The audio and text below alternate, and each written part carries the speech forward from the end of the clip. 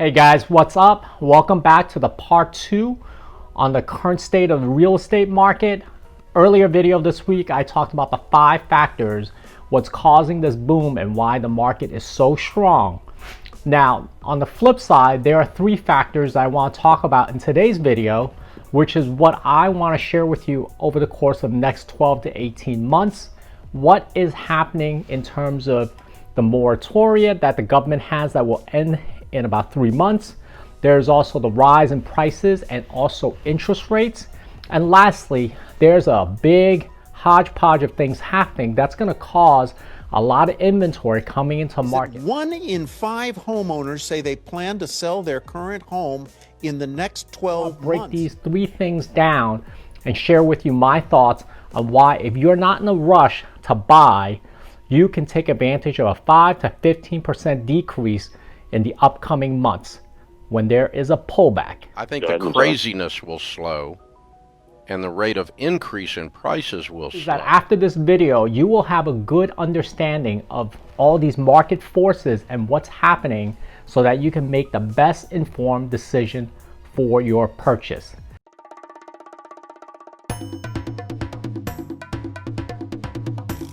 Before we get started today, just a quick thank you to our subscribers. And if you are here for the first time, we are here dedicated to financial education. Just that not everybody was born into money and know everything about money, how to make it grow. And that is what we're here to do, to start small and start building something great. Let's get into the first factor, which is the Biden administration and the housing moratorium related to foreclosures and rent. That moratorium is set to expire on June 30th of 2021. We're not sure if it's going to get extended again because the economy is growing, the rate of vaccination is increasing, and everything looks like it's going in the right direction. But again, there are many factors that we don't know, especially with the different variants, what is happening that could potentially lead to another extension. So many people are asking what will happen after June 30th, 2021. Once that moratorium expires, landlords can now file for eviction and lenders can also begin the process of foreclosing on properties that are delinquent. Current numbers are that there's 2.7 million people that are currently in the COVID forbearance program. Now, there are also over 2 million people that are 90 days behind on their mortgages. There's also 8.8 million, that's almost 9 million people who are currently behind on paying rent. So these are some big numbers that we're looking at. So with these numbers, folks believe that the moratorium from the government is nothing more than something that is artificially holding up the real estate market. And once that program ends, we're gonna see foreclosures from lenders and also rental evictions. And that will open up the gates to a lot of properties hitting the market and what they call the tsunami that is coming down in 12 to 18 months. If you also think that it could get worse, you could be right, because there's different types of foreclosures, and I'm going to take just 1 minute and explain this to the viewers. The 3 types of foreclosures out there are the ones that were in foreclosure for properties that were already in the process before COVID hit. The second type of default are loans that would have normally defaulted under normal circumstances, but those are not something that we're looking at very hard. The number 3, which is the big one, are the number of loans that would have defaulted because of the COVID pandemic. Now, a lot of these are estimate numbers. We're not sure exactly what these numbers will look like once they hit and the expiration of the moratorium. I will put some of these numbers in perspective, especially for Florida. I was doing some research. In Florida, I have this chart. Which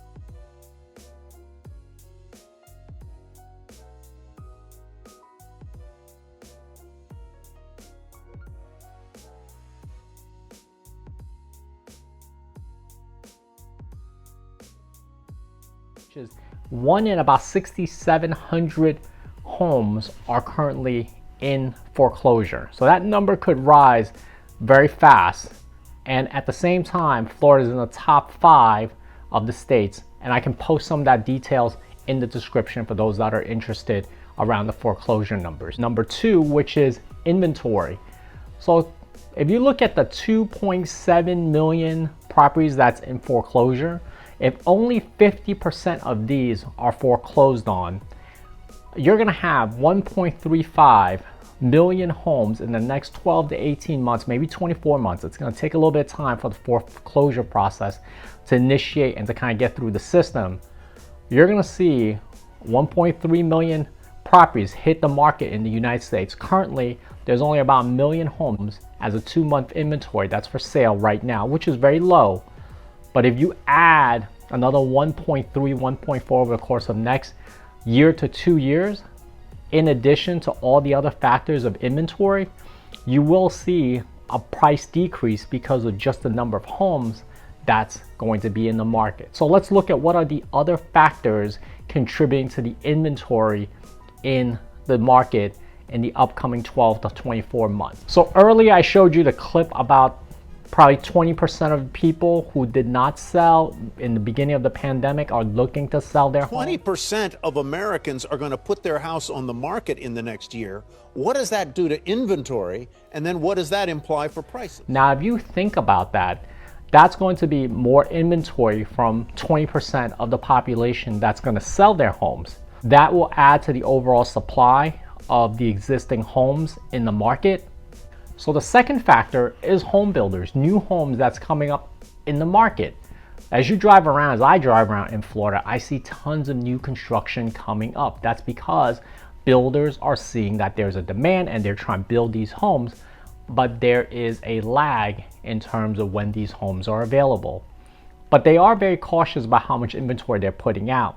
But you will see that eventually there will be inventory, new constructions hitting the market. The third factor of what will add to the overall inventory in the market is what we just talked about, which is the number of foreclosures. We just don't know exactly what the numbers are, and we're guessing that if only 50% of the 2.7 million hit the market, you're looking at another million plus homes. So all in all, you're looking at probably another 5 to 6 months of inventory that could potentially hit the market. The question becomes, how does this play in with the third factor, which is going to be rising prices and inflation? When we put all this together, I'm going to paint a picture for you of what could happen. In the last several weeks, we have seen an increase in the 10-year interest rate and also just an overall trend upward. And that is because of the upward trajectory of the economy. The economy is revving. Prices are going up. And I'll give you something in perspective. Lumber prices has gone up 193% in the last year. That's almost a tripling of lumber prices. And that's all gonna go into the pricing of homes and also other things such as food and gas. So in order to combat this rising rate, the US Federal Reserve is going to eventually have to raise interest rates, and that is to contain inflation. As you guys know, as interest rates rise, it makes it less attractive for buyers to take out mortgages or to take loans, and that will cause a decrease in the economic activity. So the more you pay, the less you want to buy. That's really what the Fed is trying to do once they raise interest rates. And I'm going to give you an example. Average price of a home in the US is somewhere around $370,000. You put 20% down, you take a mortgage, say about $300,000. If interest rates go up to 4.5% on a 30-year loan, you're looking at about $1,520 as a monthly principal plus interest. At 3.5%, you're looking at only about $1,347 a month. Give or take, that's about $170 difference. In addition to other things such as the rising price of gasoline with inflation, food costs, all of that is going to play into people's budget, and it's going to limit the amount of home that they can purchase. And the reason I bring up all these factors as a whole is that will decrease the number of buyers, prospective buyers out there, as they realize they can afford less home. Just imagine this, in 12 to 18 months, economy's revving, there's more inventory. So sellers were now putting homes into the market because they see a high demand and also pricing. You're going to see that it's going to eventually move towards a buyer's market, and buyers will have more options. When there is more homes available and people have less money to spend, home prices are going to either start leveling out or it will start going down, because you're not going to see the 10, 20, 30 offers for every home that's going above asking price. So just keep in mind, this is an option that could very well play out with all these three factors in the economy. I said in the beginning of the video, if you are not in a rush to buy and you have options, just wait it out. See what happens over the next 6, 12, 18 months. As you see inventory increasing, you know that prices will also go down. At the same time, keep an eye on interest rates. Whichever market you're in, you may see anywhere between a 5 to 15% decrease. If you are in the markets that everyone's moving to, such as Lake Tahoe, places in Florida, in Texas, you may not be able to see that 15% decrease. You may see some leveling off, 5, 10%. But if you're in big cities where there's people just moving out every day, you may see that 10 to 15% decrease in the market. So my goal is to update everybody every quarter so that you have an idea of what is going on in the market. And this is to help you make some informed decisions as you are looking to purchase. If you're a first-time buyer and investor, all these ideas I'm putting forth is to help you make a great financial decision. If there are specific markets that you're interested in seeing, feel free to leave them in the comments below and I can do an analysis on that specific market and give you some data and trends and see what is going on. My local market is here in Orlando, the surrounding areas of Miami, Palm Beach, which all have been going up, around Tampa as well. So if you are interested, just let me know, leave some comments below, and I will be happy to do that analysis. I hope this video has helped you in giving you some ideas on what you should do if you're planning to wait this out and see how the market kind of cools down in the next 12 to 18 months. If this video has been helpful, give us a like and subscribe to our channel and help us grow. And until the next time, I hope you take care and happy hustling toward your dreams.